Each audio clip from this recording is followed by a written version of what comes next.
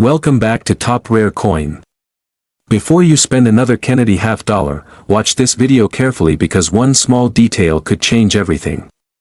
Most 1974 Kennedy half dollars are worth only their face value of 50 cents, but a few rare examples with major mint errors or exceptional condition have sold for hundreds and even thousands of dollars. Many people have these coins sitting in old jars, coin albums, bank rolls, or family collections without knowing what they are worth. Today, I'll show you the history of the 1974 Kennedy half dollar, the rare errors collectors are searching for, how to identify valuable coins, real auction prices, and the simple details that could increase a coin's value. Stay with me until the end because one small mint mistake could make your coin far more valuable than you ever imagined. The Kennedy half dollar is one of the most recognized coins in the United States. It was first introduced in 1964 to honor President John F. Kennedy after his tragic death in 1963.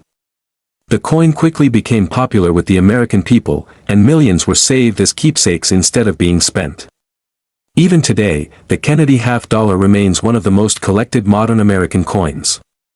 The 1974 Kennedy half dollar was struck at the Philadelphia Mint without a mint mark and at the Denver Mint with the D mint mark. Both mints produced millions of coins for circulation. Since so many were made, most examples found in pocket change are worth only face value. However, condition, rare mint errors, and collector demand can make some examples much more valuable. The front of the coin features a detailed portrait of President John F. Kennedy designed by Gilroy Roberts. Around the portrait, you will see the words, "Liberty, in God we trust," and the date, 1974. The back of the coin shows the presidential seal designed by Frank Gasparo. The eagle holds an olive branch and arrows, representing peace and strength. Around the eagle are 50 stars representing the 50 states. Although millions of these coins were produced, finding one in perfect condition is much harder than many people think. Most coins entered circulation immediately after leaving the mint. They received scratches, bag marks, and other damage over the years. Coins that still look fresh with strong mint luster are much scarcer today than when they were first released. Many people ask why collectors continue searching for the 1974 Kennedy half dollar. The answer is simple. Collectors always want the finest known examples for their collections. A common coin can become valuable if it survives in exceptional condition or has a genuine mint error that makes it different from normal coins. One of the first things collectors check is the coin's surface. A valuable coin usually has bright original mint luster that moves across the surface when the coin is tilted under a light. Dull, heavily worn coins are usually worth only face value unless they have a rare error. Another important factor is the strike quality. Some 1974 Kennedy half dollars were struck with stronger detail than others. A sharply struck coin will show clear hair details on Kennedy and sharp feathers on the eagle. Strong strikes are always preferred by collectors. Now let's look at the mint errors that can make this coin valuable. One of the most popular errors is the off-center strike. This happens when the blank planchet is not properly centered before it is struck. Part of the design will be missing. If the date remains visible, these coins are highly collectible. Depending on the amount of the off-center strike and the coin's condition, values can range from about $150 to more than $1,500. Another exciting error is the double strike. During production, a coin may accidentally receive two strikes instead of one. This creates overlapping designs that are easy to see. Dramatic double-struck Kennedy half dollars are rare and can sell for several $100s or even over $2,000 when authenticated. Collectors also search for broad strike errors. A broad strike happens when the retaining collar fails during striking. The coin spreads beyond its normal size and loses the raised rim. Attractive broad strike errors often sell between $100 and $500, depending on their condition. A clipped planchet error is another collectible variety. Before striking, the blank coin is cut from a large strip of metal. If the cutting process overlaps another blank, part of the coin will be missing. Genuine clipped planchet errors usually sell from $75 to several $100s. Another interesting variety is the die crack error. Mint dies wear down after striking thousands of coins. Small cracks develop in the die and appear as raised lines on the finished coin. Small die cracks usually add a modest premium, while large dramatic die cracks can attract much stronger prices. A more dramatic version is called a cut error. This happens when a piece of the die breaks away completely. The missing section fills with metal during striking, creating a raised blob near the edge of the coin. Large cut errors are much scarcer than normal die cracks and are very popular with collectors. Another error collectors enjoy finding is the filled die error. Grease or dirt inside the die blocks part of the design. Some letters or numbers may appear weak or completely missing. Large filled die errors are much harder to find than small ones and often bring higher prices.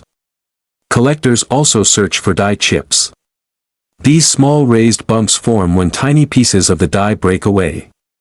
Large die chips in noticeable areas are more desirable than tiny ones.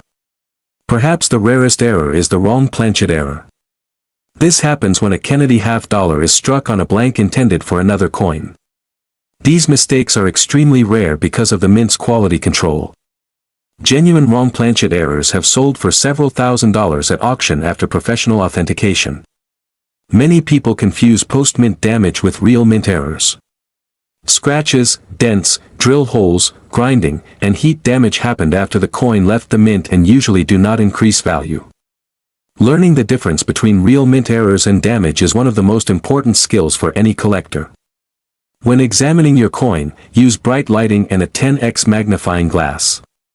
Look carefully at every letter, number, and design element. Compare your coin with a normal example if possible. Even small differences can help identify a valuable error. If you want to know whether your 1974 Kennedy $half is valuable, the next thing to check is its condition. Condition is one of the biggest factors that decides a coin's value. Two coins with the same date can have very different prices. One may be worth only 50 cents, while another can sell for hundreds of dollars because it has almost no wear. That is why collectors always look for clean surfaces, bright mint luster, and sharp details. Professional grading companies use a grading scale from 1 to 70. A coin graded MS-60 is uncirculated but may have many small marks. As the grade goes higher, the value usually increases. Coins graded MS-65 are very popular with collectors because they have strong eye appeal. Coins graded MS-66 or MS-67 are much harder to find and often bring much stronger prices at auction. The finest known examples can sell for hundreds or even thousands of dollars when collectors compete for them. Look closely at President Kennedy's hair. The hair should have sharp lines with no flat wear. Next, check the cheek and jaw. Heavy rubbing usually means the coin has been in circulation for many years. On the reverse, examine the eagle's feathers, wings, shield, arrows, and olive branch. Strong details usually mean the coin received a good strike at the mint. Another important thing to check is the edge of the coin. A normal Kennedy $half has many small reeds around the edge. If part of the edge is smooth, wider than normal, or has another unusual feature, it may be worth a closer look. Compare your coin with another normal Kennedy $half if possible. You should also weigh your coin using a digital scale. A normal 1974 Kennedy $half weighs about 11.34 grams. If the weight is much lighter or heavier than normal, it could be an unusual mint error. Always compare the weight with official mint specifications before making any decision. Many people believe that every old coin is valuable. That is not true. Age alone does not make a coin rare. Millions of 1974 Kennedy $half were made. Most circulated examples are still worth only their face value of 50 cents. The coins that bring higher prices are usually those with rare mint errors, outstanding condition, or professional certification. An ordinary circulated coin is generally worth about 50 cents to $2. Nice uncirculated examples often sell for around $5 to $20. Coins graded MS-65 may sell for $30 to $75 depending on demand. Certified MS-66 examples often sell for $75 to $200. Better certified coins graded MS-67 have sold for several $100s, and the finest known examples have reached over $1,000 at auction. Mint errors can increase these values even more. Small die cracks may sell for $25 to $100. Broad strike errors often sell between $100 and $500.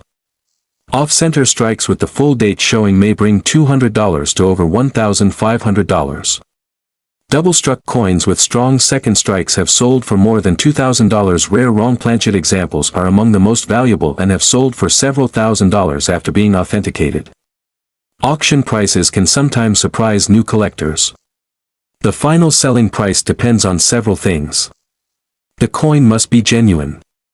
It must have an accurate professional grade. The error should be clear and easy to identify. Finally, there must be strong collector demand. When several buyers compete for one outstanding coin, the final auction price can become much higher than expected. If you think your coin is special, never clean it. Cleaning removes the original surface and leaves tiny scratches that reduce value. Even if the coin looks brighter after cleaning, most collectors will pay less for it. It is always better to leave the coin exactly as you found it. Hold your coin only by the edges. Fingerprints contain natural oils that can leave marks on the surface over time. Store valuable coins in plastic coin holders, capsules, or quality albums. Keep them in a cool and dry place away from moisture and direct sunlight. Many collectors enjoy searching bank rolls because unopened rolls sometimes contain coins with better condition than coins found in circulation. Although most coins are common, careful searching can occasionally uncover an outstanding example or an interesting mint error. Another good habit is comparing your coin with high-quality photos from trusted grading companies. Looking at clear pictures makes it much easier to notice small differences in the design, strike, or surface. Taking your time is one of the best ways to improve your coin collecting skills. Remember that not every unusual mark is a mint error.